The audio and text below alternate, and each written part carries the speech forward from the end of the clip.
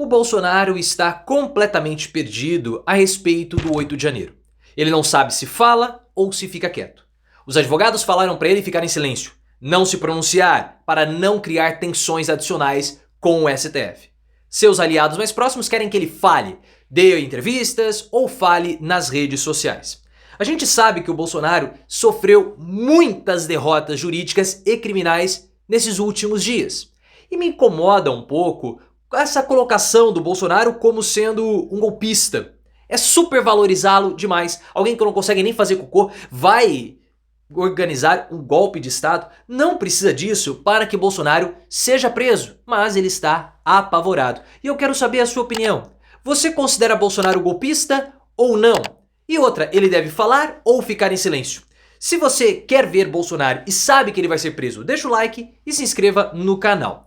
Essa dúvida a respeito do posicionamento de Bolsonaro foi trazida para nós pelo Lauro Jardim do O Globo. O Lauro Jardim falou que existe uma dúvida no entorno de Bolsonaro e também no próprio presidente sobre como ele deve se comportar em 8 de janeiro, que vai ser daqui a alguns dias. O Lula vai preparar, já está preparando aquele grande evento que vai acontecer no Congresso Nacional, com as lideranças dos 3 poderes. E Bolsonaro não sabe o que fazer. Ele não vai estar em Brasília, ele vai estar no Rio de Janeiro, mas ele pode falar ou não. Os advogados têm dito para Bolsonaro não se pronunciar. Porque toda vez que Bolsonaro se pronuncia, ele fala alguma bobagem, sai do controle e aquela vai ser uma data muito simbólica para o Bolsonaro. Na minha opinião, o melhor seria ele ficar quieto, submergir, passar despercebido, tranquilão, curtindo uma praia, boiando no mar. Porque elementos do tipo do Bolsonaro boiam quando estão na água. Ainda mais se tem muita gordura. Já no caso dos aliados de Bolsonaro, querem que ele faça o auê, o circo convencional dele. Se pronunciando, falando alguma coisa nas redes sociais ou em entrevistas. Se o Bolsonaro falar, ele pode falar e vai falar alguma bobagem. E isso vai complicar ainda mais a situação dele, porque o Alexandre de Moraes, e aí que é necessário o entendimento, o Alexandre de Moraes já deu a letra. O Moraes falou que a Operação Lesa Pátria não tem prazo para acabar, as pessoas que invadiram as praças dos 3 poderes foram presas, aqueles que promoveram os eventos começaram a ser presos, promoveram a festa da Selma, os financiadores também já começaram a ir para a prisão e eles vão chegar até os mentores intelectuais. Nós sabemos, e a Polícia Federal também tem o entendimento, de que Bolsonaro ele participou dos atos antidemocráticos de 8 de janeiro. Ele poderia ter falado para a população voltar para casa, mas ele não falou. Ele manteve aquele estado de tensão. E por quê? Porque o Bolsonaro ele teme ser preso. E temia isso antes. Seja por conta da pandemia, ou dos problemas do governo dele, ou dos processos anteriores ao mandato que foram paralisados quando ele virou presidente da República, mas seriam destravados depois, como no caso da Maria do Rosário. Então Bolsonaro, desde o início da pandemia, buscou criar uma narrativa de que ele seria um perseguido. E ele usou os apoiadores dele para manter esse estado de tensão, alimentando essa narrativa. Estão querendo me prender depois de uma fraude porque eu sou um perseguido já que eu enfrentei o sistema. Foi isso. Só que o Alexandre de Moraes, que antes tinha o entendimento de que seria um golpe tabajara, ou seja, só uma bagunça, mudou de posição, porque em entrevista à revista Veja ele falou: não foi uma bagunça, não foi uma baderna, foi uma tentativa de golpe. Ou seja, há uma mudança de entendimento que piora a situação dos bolsonaristas e dos envolvidos no 8 de janeiro. Eu vejo que, na verdade, isso me incomoda um pouco.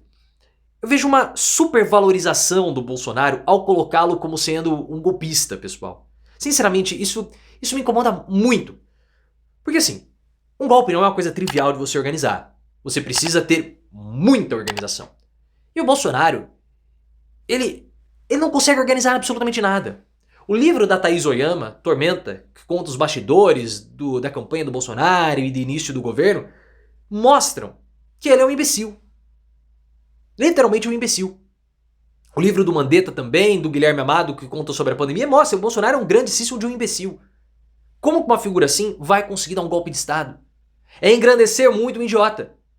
O Bolsonaro, ele não conseguia organizar as finanças dele. Quem organizavam eram as esposas. O Bolsonaro não conseguiu nem coordenar as suas campanhas. Quem coordenou a campanha de 2018 foi o Carlos. E em 2022, que ele precisava alinhar interesses diferentes e visões conflitantes, ele não conseguiu e a campanha dele rachou. Tanto que a Michelle brigou com o Carlos. O Carlos não foi ao debate da Globo e o Bolsonaro perdeu. Possivelmente ali, por conta da briga da Michelle e do Bolsonaro e do Carlos. O Carlos também tinha desavenças com o Flávio e ele não conseguiu organizar tudo isso. O Bolsonaro não consegue nem organizar a própria dieta. Ele teve diversas obstruções intestinais que resultaram em internações porque ele comia fora da hora. Lá nos Estados Unidos, no 8 de janeiro mesmo, que ele foi internado dia 9, ele começou a se entupir de banana depois das 10 horas e foi pro hospital. Ele não pode ter esse tipo de dieta. Então como essa pessoa vai dar um golpe? Coloca aqui nos comentários. Isso te incomoda também? Você vê Bolsonaro como golpista ou não? E essa falta de entendimento também me preocupa muito. Por parte da imprensa. E de algumas pessoas. Porque o senso comum, ele absorveu de fato essa ideação ou essa perspectiva que o Bolsonaro é um golpista. E isso não é necessário para prendê-lo. Eu vejo que colocar o Bolsonaro como um golpista, na verdade, o favorece. Primeiro porque coloca um golpe dentre outras coisas, um ato político. E o coloca como sendo um agente político que você pode colocar com contestações a respeito do 8 de janeiro. Porque os bolsonaristas falam, olha, o Bolsonaro, ou as manifestações de 8 de janeiro, foram manifestações de senhorinhas, de crianças, como o Marco Feliciano falou. Sem armas, como você vai dar um golpe? E de fato, é um bom ponto. Só que se você colocar Bolsonaro como sendo um líder de uma organização criminosa dentro do Palácio do Planalto, que usava as estruturas do poder público, as estruturas do Estado, para atacar o próprio Estado, isso é muito mais forte. Muito mais. E aí vão falar o quê? Ah, não é? Claro que é. O Alexandre de Moraes mostrou isso. Na entrevista dele, que o pessoal ficou batendo muito no ponto do não, queriam enforcá-lo. Esse não era o ponto central. O ponto central foi que a ABIN estava sendo utilizada. E os servidores da ABIN ficaram consternados com a situação. Falaram, pera lá, nessa época aí a ABIN estava sendo administrada por um outro grupo, estava meio terceirizado. Ou seja, a ABIN, uma agência pública, com dinheiro público, com servidores públicos, foi utilizada para atacar o próprio Estado. Nós vimos, por exemplo, também o Ministério dos Direitos Humanos usando dados falsos para enganar a ONU para que a população indígena fosse afetada e atacada por garimpeiros e madeireiros. Isso é sério. Então não precisa colocar o Bolsonaro golpista, mas sim como um criminoso líder de uma organização. Só que a população, o senso comum, compreendeu o Bolsonaro como sendo um golpista. E aí que vem o ponto que eu falo pra vocês a respeito do Javier Milei. O Milei, pessoal, com as ações dele, autoritárias, suprimindo movimentos sociais, até se colocando como sendo um ditador porque quer decretar estado de emergência, ele vai ser visto com a derrocada econômica da Argentina e com o aumento da repressão, e tudo indica que ele vai fazer isso, como sendo um ditador, como sendo um golpista, provocando uma reação ou uma comparação direta com o Bolsonaro. Por isso que eu vejo que o Milei vai empurrar o Bolsonaro para a condenação com as posturas dele na Argentina. Porque se a população ver Bolsonaro como sendo um golpista e olhar para o lado e ver Milei, aquilo ali era o que poderia ter acontecido. Espero que agora tenha entendido melhor quando eu falo do Milei. O Bolsonaro, ele fugiu do 8 de janeiro. Ele nem vai estar em Brasília. Vai estar fazendo ali um tour, vai estar curtindo o Rio de Janeiro. Ele que fique por lá, boiando lá no mar, como você sabe, né? Porque Eduardo e os Bananinhas boiam no mar. Boiam. Ele não quer ficar perto.